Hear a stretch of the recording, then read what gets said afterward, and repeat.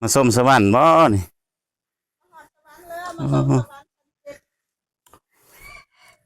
สบายดี14ตอนนี้เฮามาฮอดอันน่ะทางขึ้นไปสวรรค์เนาะสิไปถ่ายทางสวรรค์เพื่อทางนี้ทำพระออกจากอันน่ะพระบาทวัดป่าพระบาทภูห้วยแล้วก็มาทางนี้เนาะได้เพิ่นเฮ็ดใหม่สร้างสวยงามไปเบิ่งนำกันเดี๋ยวจะขึ้นไปเทิงพุ่นไปสันสวรรค์มาแล้วน้ำตกตาด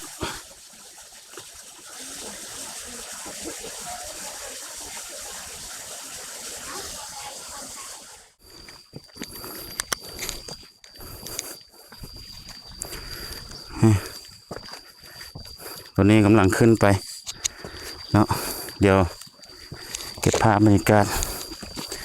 เบิ่งได้สมนำกันเก็บสิ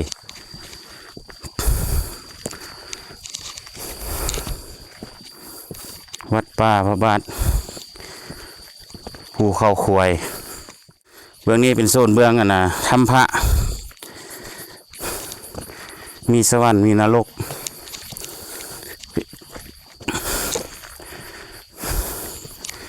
เดี๋ยวจะไปเบิ่งสวรรค์ก่อนเราจะไปเบิ่งนรก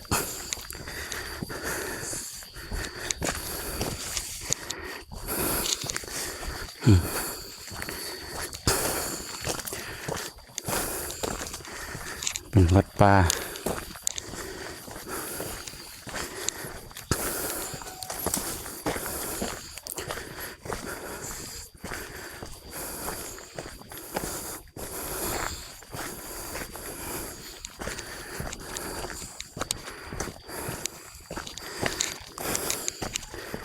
เด้ใกล้สิฮอดละ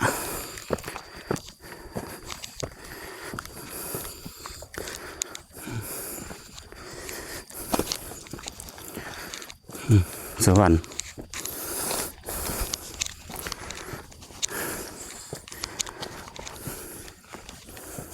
พระเจ้าองค์ใหญ่พี่น้อง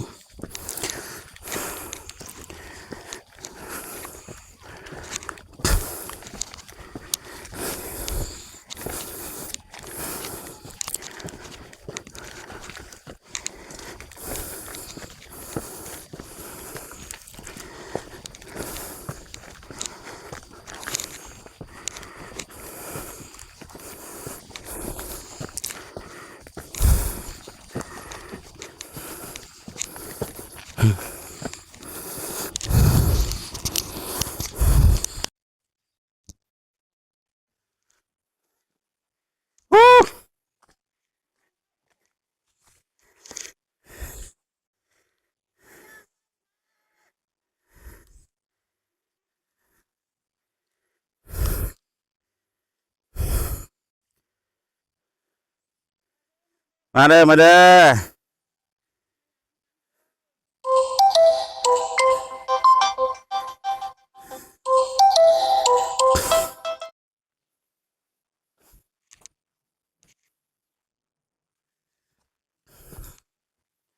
อ๋อใกล้จะฮอดแล้วสวรรค์ดาวดึงสวรรค์สั้น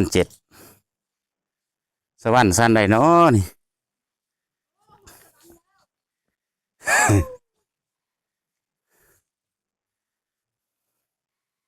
มาส้มสวรรค์บ่นี่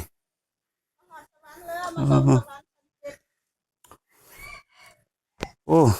มีรถรถ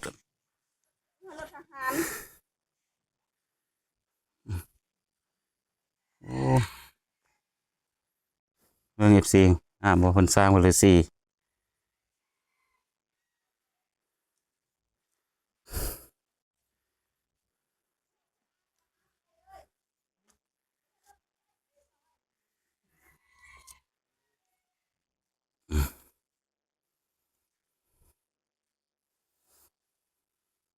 มาทางใดเนาะมาส้มขึ้นสวรรค์กันบ่ดิมันได้ขึ้นสวรรค์แล้วเนาะโชคดีหลาย หยอดเพิ่งเลยนะหอม โอ้อืมสร้างไม้สวยงามนี่เป็นสวรรค์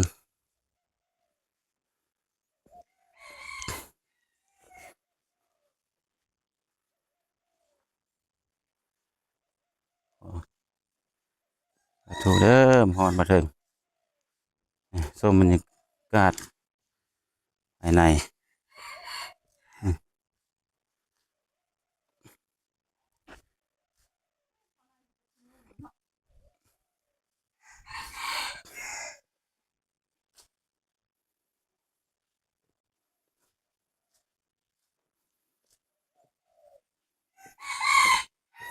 อันนี้พระอินทร์มานี่พระพระอย่างพระอมพระพรหมพระพรหมสีหน้าเสียวนี่เป็นเลี้ยงสัตว์นี่เบิ่งตัวนกตัวหนึ่งโอ้ ใจปลานกเขาถูกโอ้หลายอัน เออย่างทรงทำพระนี่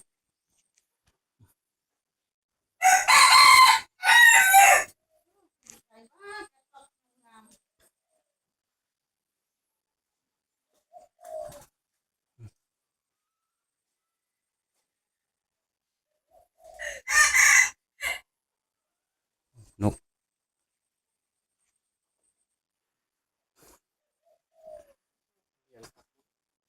เข้าหมดตัวนะสาบลาน แม่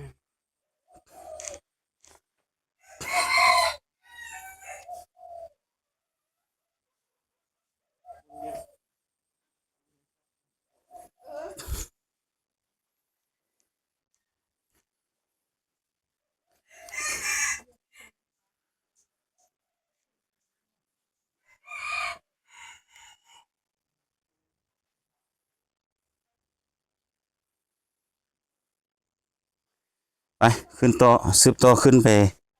เทิงขึ้นไปเทิงสลาง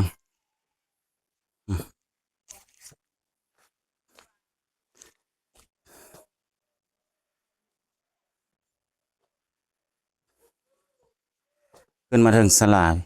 สิ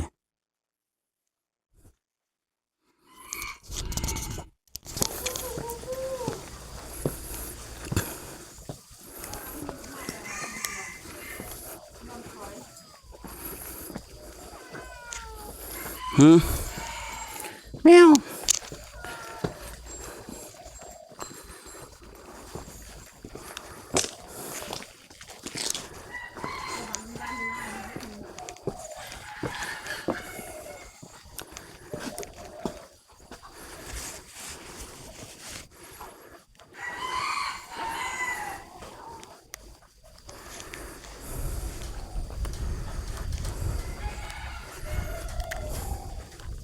เอาเนี่ยเขาทำไปให้ลูกโอนมันยัง ฮะ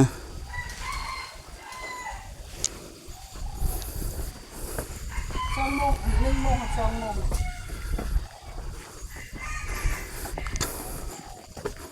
อู้สถานีบ้านนาสบาย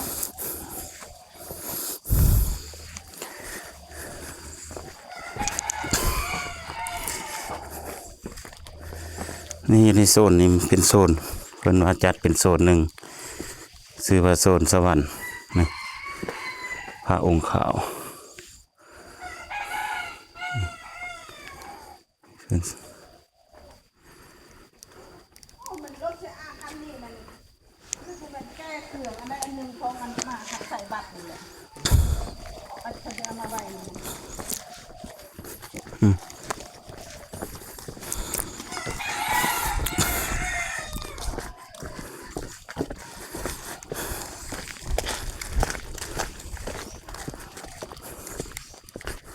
เอาคลิปนี้มาวันนี้ก็ข้อโจ้ไว้ซ้ำนี้เลย FC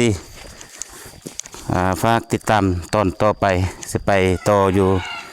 ไปเบิ่งนรกต่ออีกนี่เป็นสวรรค์เด้อขอขอบใจหลาย FC ที่เข้ามารับชม บ๊ายบายเด้อ